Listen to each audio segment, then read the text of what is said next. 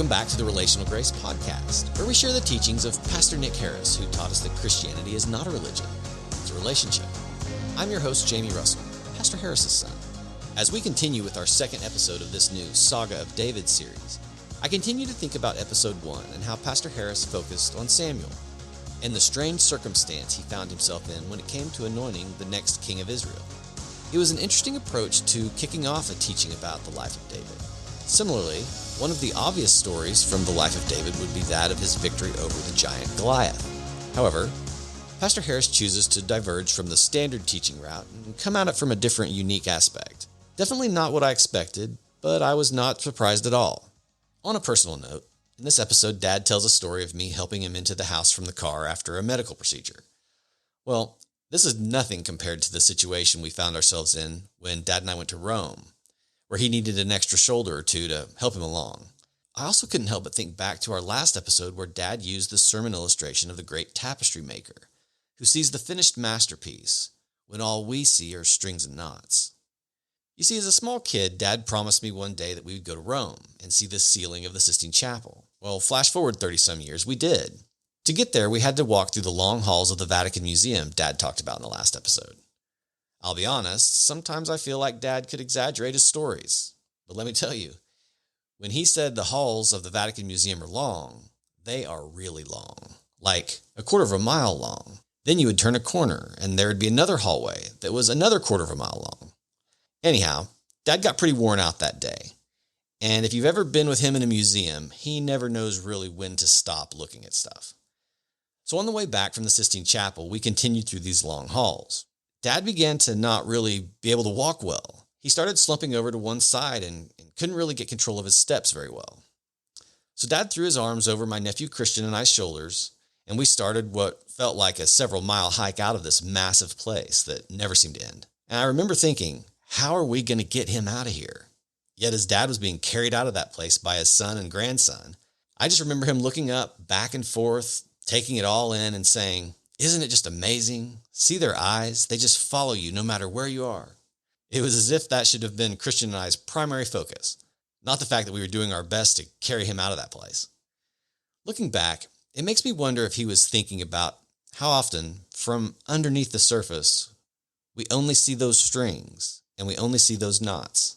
All the while, our God can always see the finished masterpiece. Well, before I give away any more, let's go ahead and jump into the second episode of the Saga of David series, with this episode titled, Losing the Crutch. Like most of us in life, we do develop crutches. There are certain things we lean on. And David is no different than any of us, and we are no different than King David. And there came a time when he had to lose one crutch to take up another. And that will be our subject matter for today. And so once again, as we did last week, we will focus on the person we know as David ben Jesse. And I want to examine the things that happened to him following the stunning victory over the Philistine giant Goliath in the valley of Elah. What a great story, right? Now, we would all expect that when this little teenage boy goes out and fights against the Philistine champion and kills him, that following a victory of that magnitude, David would have basked in public applause and adulation, wouldn't we? And believe me, he did. But the sad truth is this: public approval never lasts for the very long. Adulation and applause often dies. And as the book of 1 Samuel tells us, within a few short years, David would be tested in the most severe kind of way in spite of the adulation he had once received. Now, the stunning victories that David had achieved in one battle after another would eventually cause powerful enemies to arise against Jesse's son. Sometimes it's bad to be too successful. And that's the situation here. And when these powerful people would come against him, they would come with unprecedented fury. So let's look at the Word of God this morning and determine how this opposition arose. And I want to begin in 1 Samuel 17:55 through 56. But before we read these verses together, let me provide a brief context. After David had killed Goliath with a stone, You recall what happened. The remainder of the Hebrew warriors in King Saul's encampment joined him in pursuit of those retreating Philistines. Now, here's what I find odd. The king, King Saul, the head warrior of the nation of Israel, did not join his victorious army in the chase. Instead, he remained in his tent, and he conferred with his chief of staff, a man whose name was Abner. And as these two men conversed, Saul first asked Abner a question, and then he issued him a very pointed instruction, which is recorded for us in the verses I just mentioned, 1 Samuel 17, 55 through 56, and it states this. When Saul saw David going out against the Philistine, he said to Abner, the commander of his army, Abner, whose son is this youth? And Abner said, As your soul lives, O king, I do not know. So the king said, Inquire whose son this young man is. Now, as you can see, King Saul tells his right-hand man Abner to go find this boy David and bring him to his tent, which Abner quickly did. But now, when David entered into the royal tent and stood before King Saul, we read these words in 1 Samuel chapter 17, verses 57 and 58. It says, Then as David returned from the slaughter of the Philistines, Abner took him and brought him before Saul with the head of the Philistine in his hand. And Saul said to him, Whose son are you, young man? So David answered, I am the son of your servant, Jesse the Bethlehemite. Now, beloved, there's something very odd about this verse. This is not the first time that David had stood before King Saul. Now, remember, he had been brought before King Saul. Remember that? When he fought with Goliath. And Saul did not seem to know him. But the truth is this. He had appeared before Saul numerous times before. In fact, in 1 Samuel chapter 16, verses 21 through 23, we're told this. Look at these verses. So David came to Saul and stood before him, and he loved him greatly, and he became his armor-bearer. Then Saul sent to Jesse, saying, Please let David stand before me, for he has found favor in my sight. And so it was, whenever the Spirit from God was upon Saul, that David would take a harp and play it with his hand. Then Saul would become refreshed and well, and the distressing spirit would depart from him. Now, do you see what the issue is here? David had sung for Saul when the king was suffering from melancholia. And David had even acted as the king's armor-bearer prior to his encounter with Goliath in the valley of Elah. Now, how do we explain this? Well, this forgetfulness tells me at this point in his life, Saul was already suffering from an onset of dementia. Now, regardless of this, beloved, this audience with Saul had to have been one of the highlights of David's life. This was the case because he knew that some awesome gifts were about to be bestowed upon him. You see, prior to killing Goliath, David had been told that the person who killed Goliath would receive the following benefits. Now, one of the soldiers had told him this before he went out to fight. This was no secret. Now, this soldier said this, It shall be that the man who kills Goliath will be enriched by the king with great riches, and the king will give to him his daughter and make his father's house free of taxes forever. Now think about this. David would be filthy rich if he killed Goliath. The king had promised that the man who achieved such a feat would receive a king's ransom. A stash of gold and silver would be his. And in addition, he would never again have to pay taxes to the state. Now this was big in those days. It's big in these days. But it was bigger in those days. Everything was taxed. Being free of the burden of taxation in those days would even make David richer than he had become by being bestowed this stash of gold and silver. But most of all, now remember, David is just experiencing the onset of hormones. Things are starting to look different to David, and King Saul had promised that the man who killed Goliath would be given his oldest daughter, Michal, or Michal, to be his bride. Now, I'm not going to do Michal for you. I'm going to do Michael, okay? And this girl was something else. Hello? She was widely known as they said in my day, a knockout. She was the dream girl of every man in Israel, and the prospect of marrying her excited David. Believe me when I tell you that. And in the tent of Saul that day, the king assured David that all of these things would be his. He would keep his promise. He would do as he says. And they soon were. Gold and silver, no taxes, and Michael. In fact, 1 Samuel chapter 18, verse 5 tells us this. So David went out wherever Saul sent him and behaved wisely. That's good. And Saul set him over the men of war, and he was accepted in the sight of all the people and also in the sight of Saul's servants. Now, beloved, you know what I like to do, don't you? I like to take my Old Testament and I like to read between the lines. I like to see what's there that's not openly stated.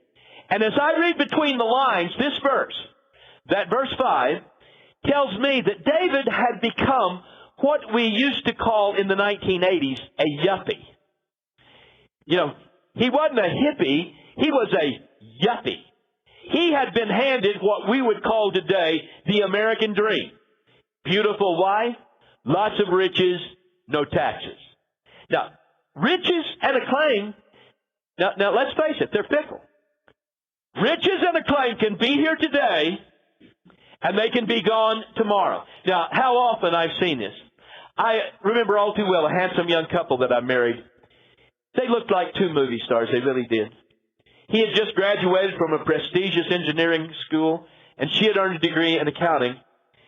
And when you looked at them, they looked like the perfect couple. They lived in a 6,000 square foot home. They drove 2 BMWs. They had 2 sharp kids. Now, I didn't see them often because they stopped attending church after a while. Sometimes that goes along with that. But I would see him around town from time to time, and I would ask him, how are things going with you guys? And he'd always say the same thing, living the dream. Living the dream. But they weren't. He would say it, but it wasn't true. The sad truth was this, they were spending more money than they made. And to add to that, I learned later that he'd made some lousy investments, and the financial insecurities continued to mount, and his wife began to see another man, and then he lost his job. And when he discovered everything that was happening to him, he fell into a deep depression. And he took his own life. Everything in the world appeared to be going for him. But it was all an illusion, wasn't it? You see, what we think of success is often no more than smoke and mirrors. Circumstances change. Dreams die. Did you know that? And that would certainly prove to be true in the life of David ben Jesse.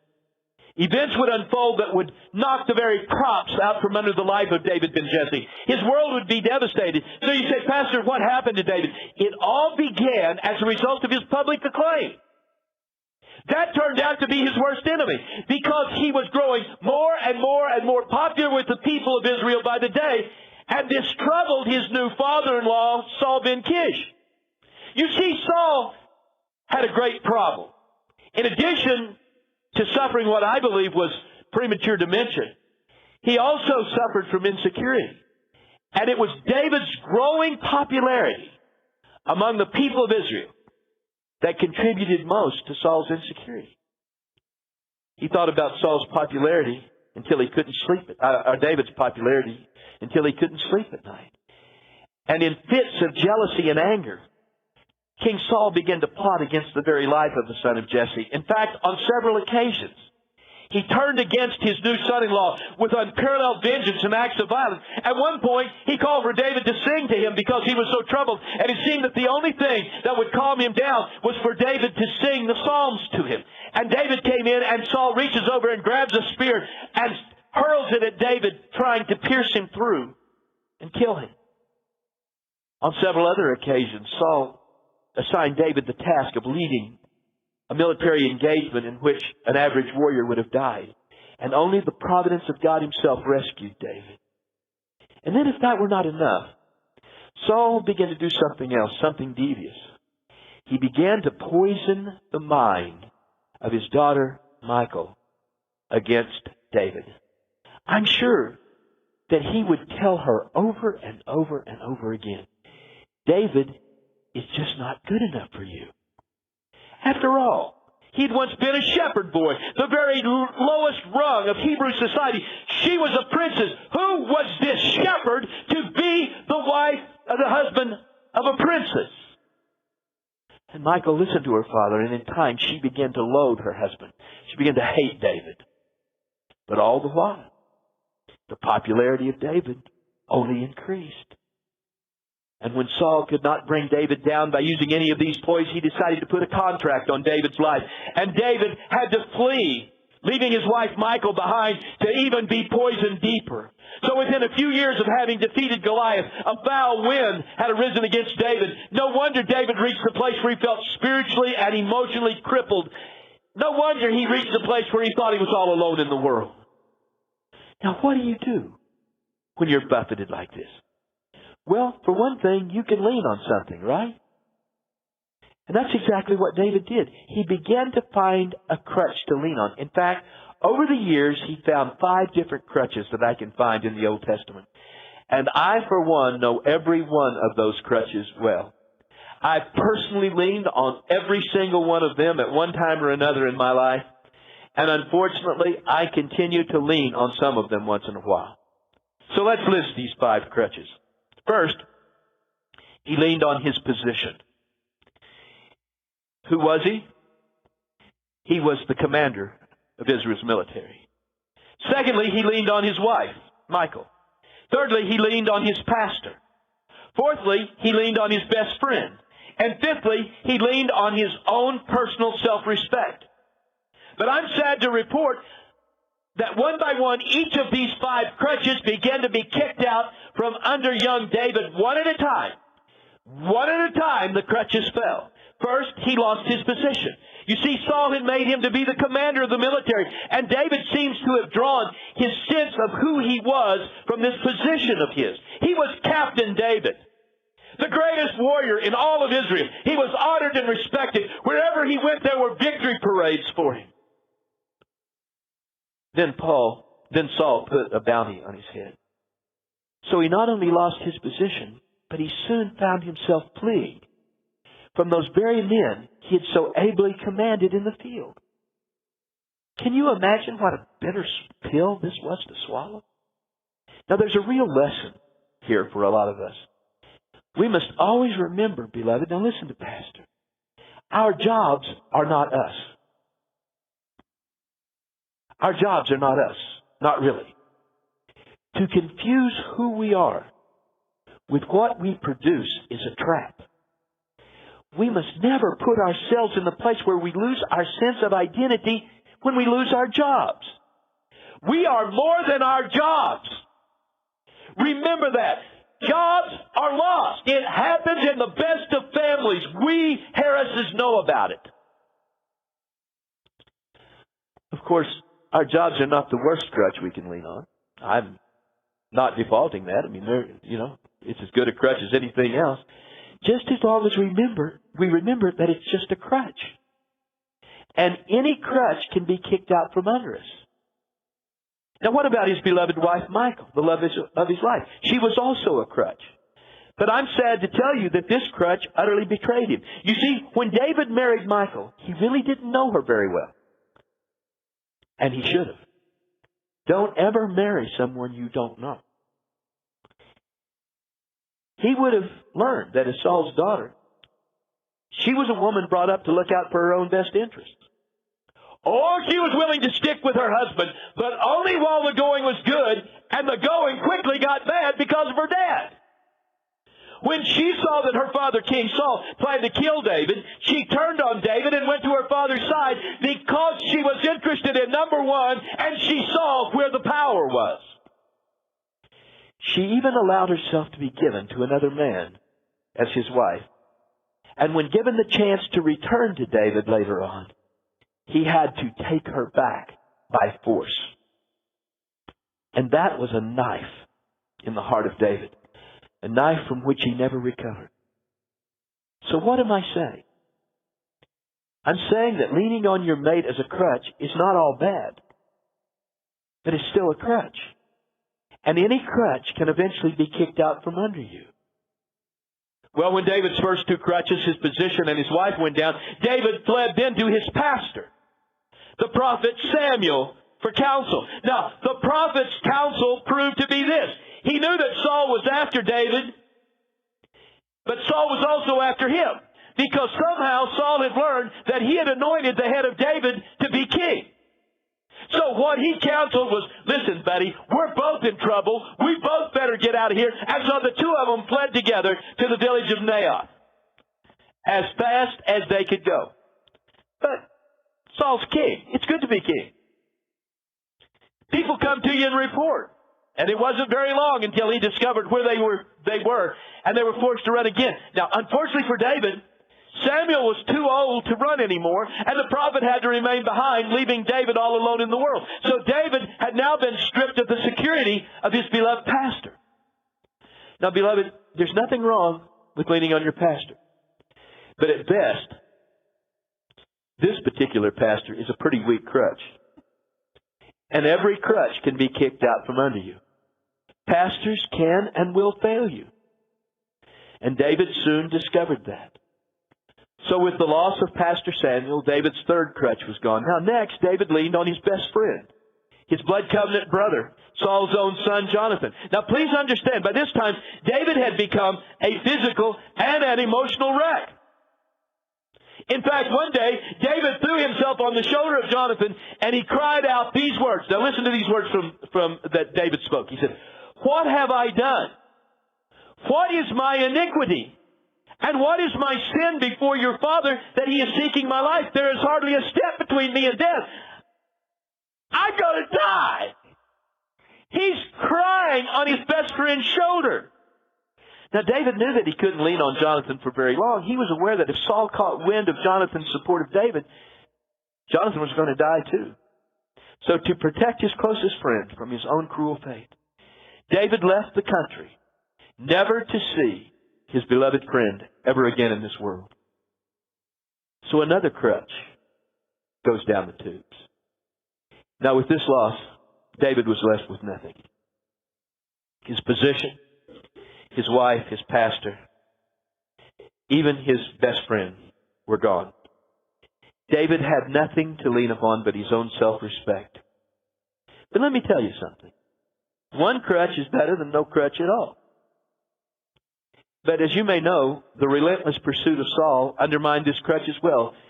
David desperately attempted to maintain himself by fleeing from one place to another. But in time, Saul cornered him and forced him to go to the Philistine city of Gath to find sanctuary. Now I want you to remember something. The city of Gath was the hometown of Goliath. He was the local hero, right? He was Adrian Peterson. And the people of Gath, you think they had forgotten that it was David ben Jesse who killed their local hero? No, I don't think so. You, in fact, can take that to the bank. They had not forgotten. So David had to be utterly desperate to go to that city to live. It was dangerous for him to show his face there. So to avoid the wrath of the people, David did a most demeaning thing. Listen to 1 Samuel 21:13. Just listen to these words. It says, "So he disguised his sanity." Now here's a man that's depending upon his image of himself, right? This is his final crutch. He's got nothing else but his own image. And so it says, so he changed his behavior before them, feigned madness in their hands, scratched on the door of the gate, and let his saliva flow down on his beard. Thank you. How demeaning!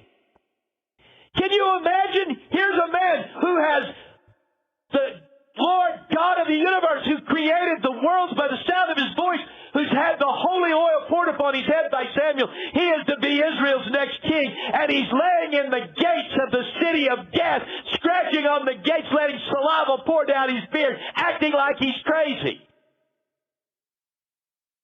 Now, why would anybody do such a crazy thing as this? It's because the Philistines feared people who were insane. And if you were insane, they wouldn't kill you. They would harbor you because they felt like you had been possessed by the gods. Now, beloved,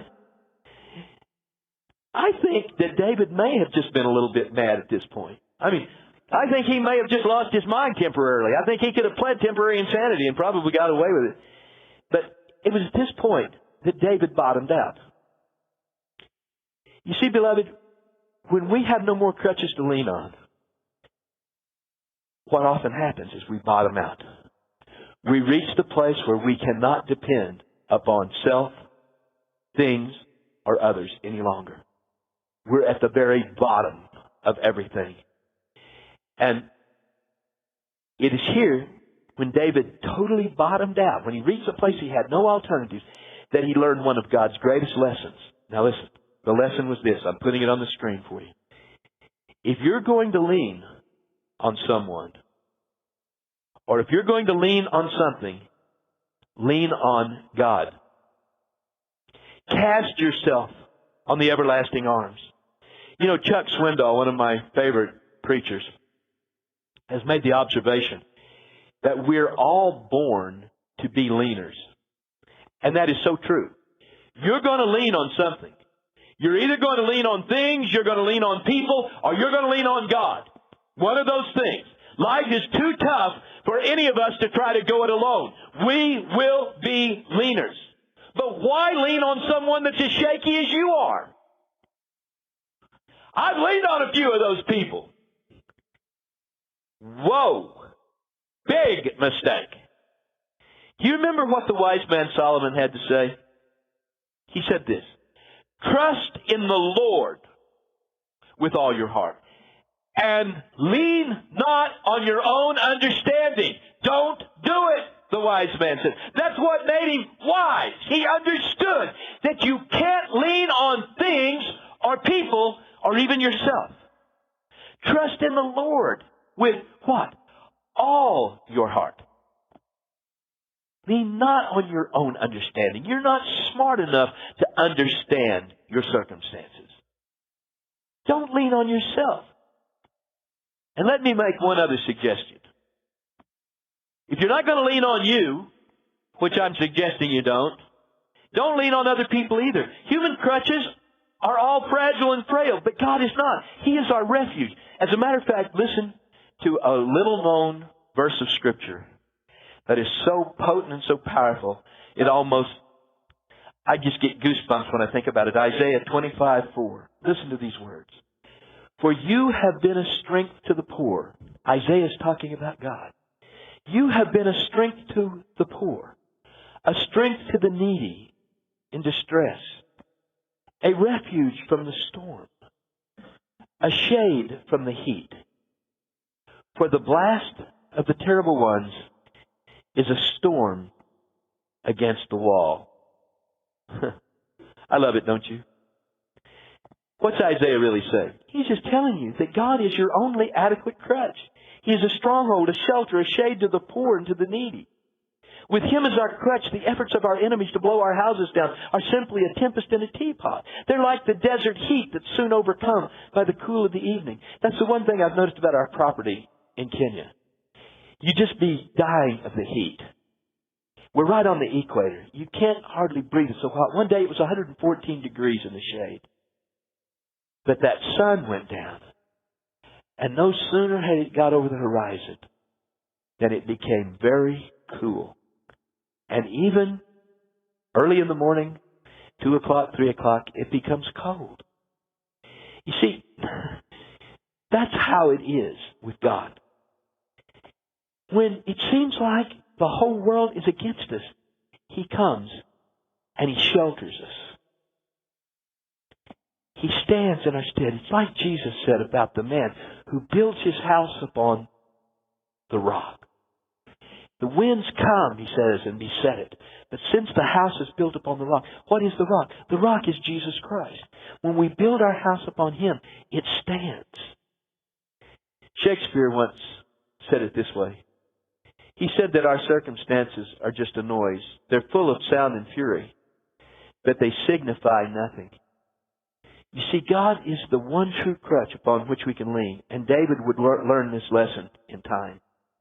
Now, I really like the last clause in Isaiah 25:4.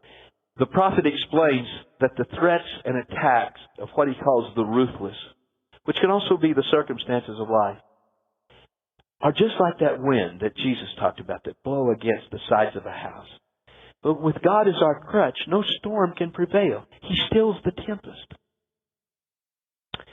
Another of my favorite verses is Deuteronomy 33:27. As a matter of fact, when the person wrote the famous hymn, Leaning on the Everlasting Arms, it was taken from this verse. Look at this, Deuteronomy chapter 33, verse 27. The eternal God is your refuge, and underneath are the everlasting arms. Underneath what? Underneath your arms. Last Wednesday, I had this surgery on my mouth. And the doctor told me that I was to take 3 little pills before I left the house to go to see him. I took the 3 little pills and I was perfectly all right. My neighbor drove me. Chris was at a funeral. My neighbor drove me. Got out, went inside, sat down in the chair, talked to the dentist for a while, talked to the dentist nurse for a while, and then I woke up at 1 o'clock in the morning a day later. I've never been so totally wiped out. My wife told me that during this bout I went big game hunting and I shot elephants, and she told, the dentist was laughing about it. He thought that was hilarious. And he told Chris about it, and she said, "Are you kidding?" She said, "That guy's never had a gun in his hand in his life. He wouldn't know how to hunt anything." but you know, when it was all over with, Chris told me, in fact, my son called me, Jamie Dunn called me, and he said, "Dad," said, "you know that Mom had to call me to come help her, get you out of the car and get you into the house." And I said, "No, I didn't know that." But he said, "Well," he said, "what happened is," he said, "I just took one of your arms and put it around my neck." In other words, his big, strong arm was in my armpit. And he held on to the other hand. And he walked his father into the house. "Step up here, Dad. Step up here, Dad. Step up here, Dad." Well, when I think of that hymn, that's what that hymn tells me about the entirety of my life. What have I to dread? What have I to fear? Leaning on the everlasting arms. You see, there's our crutch. It's Him. Just like my son, I could lean on Him, totally unaware that He was anywhere around. He had to inform me that He had taken me into the house. But, beloved, our weakened arms are strengthened by the everlasting arms of God. You have nothing to dread. You have nothing to fear. As long as you throw away your crutches and lean on Him. Everyone else will disappoint us. Our positions mean nothing. We can lose them. The ones that we trust most in life can fail us. We can lose our closest friends. We can even lose our pastors. We can lose our self-respect. But we can't ever lose Him. It's His arms that sustain us. So this morning, I hope that one thing that you've gotten from this morning is throw the crutches away. Just lean on God. And that's my teaching for today. Thank you so much.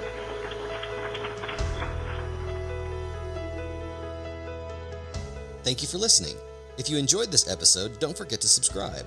If you want to help spread the word, please give us a 5-star review and tell your friends to subscribe too. We are available on Apple Podcasts, Spotify, or wherever you listen. Don't forget to connect with Ariel Ministries on Facebook and Instagram and subscribe to our email list at arielministries.com. That's Ariel spelled A-R-I-E-L. We look forward to keeping you updated on upcoming episodes and projects. If you would like to support the missional efforts of Ariel Ministries in Tharaka, Kenya with Each One Feed One, we'd like to remind you that 10% of all donations to Ariel Ministries will support this missional effort. Visit arielministries.com/give for online donations and other methods of giving. To learn more about the Tharaka mission, you can visit arielministries.com/missions. You can also listen to episode 26 for a deeper dive into how our relationship with Each One Feed One and the McCarter family started over 35 years ago, where we are today, and where we're headed in the future.